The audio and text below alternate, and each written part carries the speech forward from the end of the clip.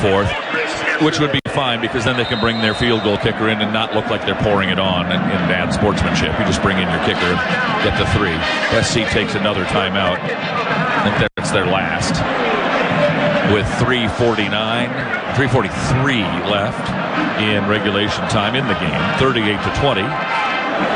Notre Dame in the lead. Irish are going to beat the reigning Heisman Trophy winner. They did not do that in 2005. Matt Leinart came in here as the Heisman Trophy winner and won that wild game in the Bush game.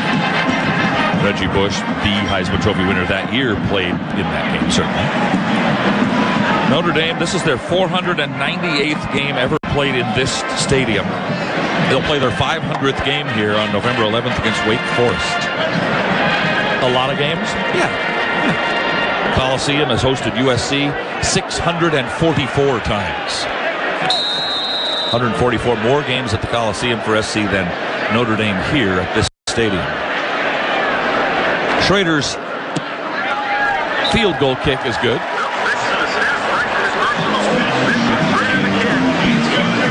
(41-20). I can only point to one game in my life that I've ever seen in which the team that was up, I believe it was 40-21. It was UCLA leading Oregon at the Coliseum years ago in 71 with about 3.5 minutes to go in the game, sort of like this. And Oregon came back, scored 3 touchdowns in the last 3.5 minutes, won the game 41-40. You got a chance here, Pete, you're saying. Well, as long as the clock hadn't run out, you keep playing. But I saw it. I was there in person. I saw it happen. You wouldn't believe it. Have believed it. I wouldn't have believed it. Would not have believed it. Crazy. This would be the 7th time for you statistical nerds, of which I am one. 7th time in history that Notre Dame will have stopped a USC undefeated season. 1927, 1947, 1952, the famous green jersey game here in 1973, the Tony Rice game at the Coliseum in 1988, number 1 against number 2, which is the first time I ever appeared on the Trojan Radio Network. I was the first sideline announcer ever used. Nice. That game. 1995, and now in 2023. Trojan undefeated seasons have come to an end at the hands of Notre Dame. As if to give you that point the other direction, the Trojans have certainly stopped Notre Dame's undefeated seasons many, many, many times and stopped the Irish as well from winning the national championship right at the end of seasons. Yeah, a lot to digest after this one, Pete. It's we went into this one, circling this game is really a barometer, I think, for this team going into the season. We've seen this team play well at times and other times not play as good as we expected, especially the defensive side.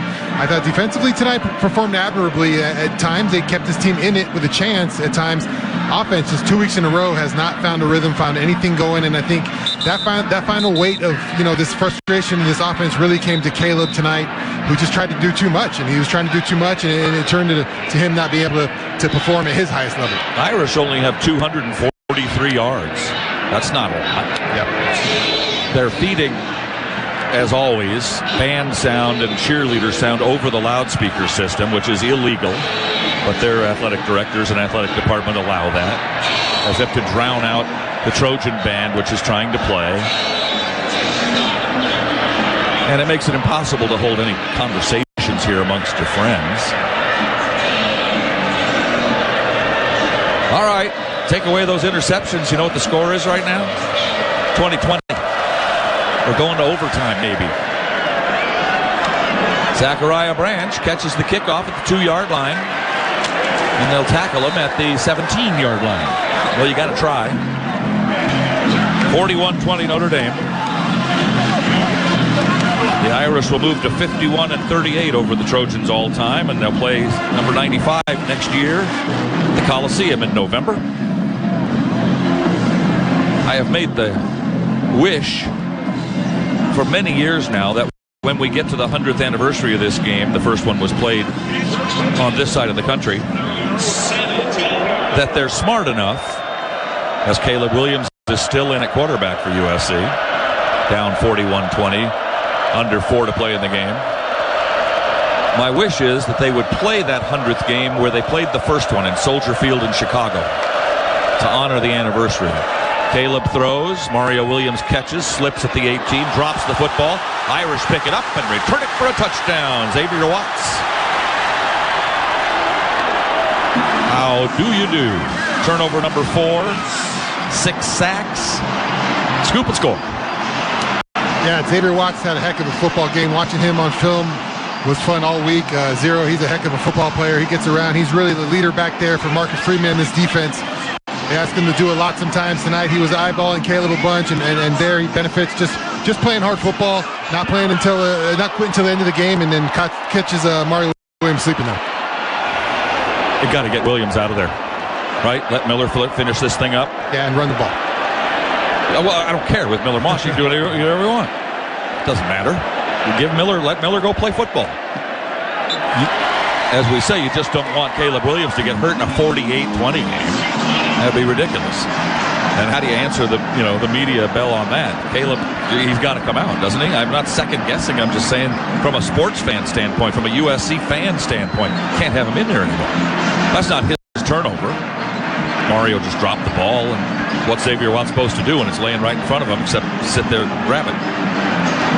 Knocked away by Cam Hart. 48-20, 3:27 to go.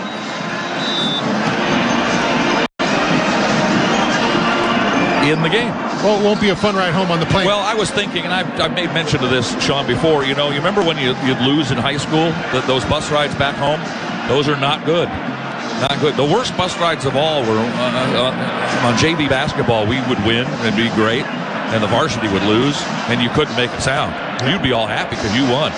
You couldn't make a sound on the bus on the way home. Well, the plane ride, long enough already, 3.5, 4 hours. We don't get home till 4 or 5 in the morning. And then when you lose, this is our 5th consecutive long boat ride back to Los Angeles from South Bend. Kickoff past Makai Lemon into the end zone, so the Trojans will take a touchback on this. Jordan Moore has been with us all day long on the Trojan Tailgate show at the beginning of the game, and now down on the sideline, on the Trojan sideline, and let's go down to Jordan. Yeah, just a couple weeks ago in the thin air of the Rocky Mountains, we were positing why the kickoff even still exists. Should you just take it at 25 since everyone boots it in the end zone? And funny enough, here in the cold weather in South Bend, there's been no more important play tonight, I wouldn't say, than the kickoff. USC's played backed up the entire night because Notre Dame's had the ability to boot touchbacks. USC's not had that ability tonight and has struggled in kickoff coverage, and really kickoffs, as much as the interceptions, have changed this game. Miller Moss, the quarterback, hands off to Quentin Joyner. Joyner with his first carry in South Bend, and it won't be his last, out to the 35, a gain of 10. Joyner, a true freshman. It's really important, I think, to get some of these guys that we're going to see as key players for this USC team 2 years from now when we come back, to get some time here at South Bend. Yeah, getting some experience here is beneficial for these young guys. Moss, snap off to his right side, hand off Joyner. Across the 35 to the 37, pushed back from there. Michael Tarquin getting involved in a scrape, and is it a turnover? It is. Notre Dame, a fumble, and Notre Dame's got another turnover. 2:56 to go in the game. 5 turnovers for the Trojans. Irish get it. That's too bad, because you'd like to see these guys get some playing time. But, the Notre Dame guys are trying to get some playing time, too. That was Watts again. Yeah. Forced the fumble, and it's picked up. Starter's still in there for Notre Dame, and just able to pull that one free from Joyner before the refs blow the whistle. Paul McDonald has texted me and said, yeah, take away those 3 picks, it's 20-20. Well, not anymore. Now it's 28-20. Love, Paul. Hope you're doing well, buddy. You and the family. Hartman is still in there. Why is he still in there? And Estime as well. Handoff up the middle from the 36 to the 33. I mean, what if Hartman or Estime gets hurt in this situation? How bad do they feel if that happens? But you got to get these guys out, get some other guys some playing time, don't you? Bring in Steve Angeli, the backup quarterback. Skip Velada. Get some of these guys you never hear of. Give them some time. I think the Irish are taking this one in here. They've had some tough ones this year. Not go their way. They're going to cherish this one and try to push it all the way in. Well, they might post a 50 on SC. Schrader could kick it from here already. Hartman just watching the play clock wind down. Handoff, Estime, right up the middle. And he gets away, and he's at the 25. And finally the Trojans pull him down. First down at the 24-yard line. They could take a knee now and not run another play that matters, and the clock would run out and the game would be over. Yeah, it looks like that's what they're going to do here. Marcus Freeman has his headset off. Probably just going to victory. Estime stays in. He was on his way out. He saw Jabron Payne, who scored a touchdown earlier, come in. He said, "Oh, I'm done." And then Payne said, "No, turn around. You're still in." Chris Tyree. Oh, they're going to go into the victory formation. Tyree backs up, and we'll watch them take a knee now 3 times. And you can hear the Notre Dame crowd being urged on by their players to make some noise as they have won this rivalry game once again. A knee is taken. They only have to do it 2 more times. Stay tuned for the Modelo locker room report. We'll be down in the locker room, hear from a couple of Trojan players. We'll have the stats for you, the highlights.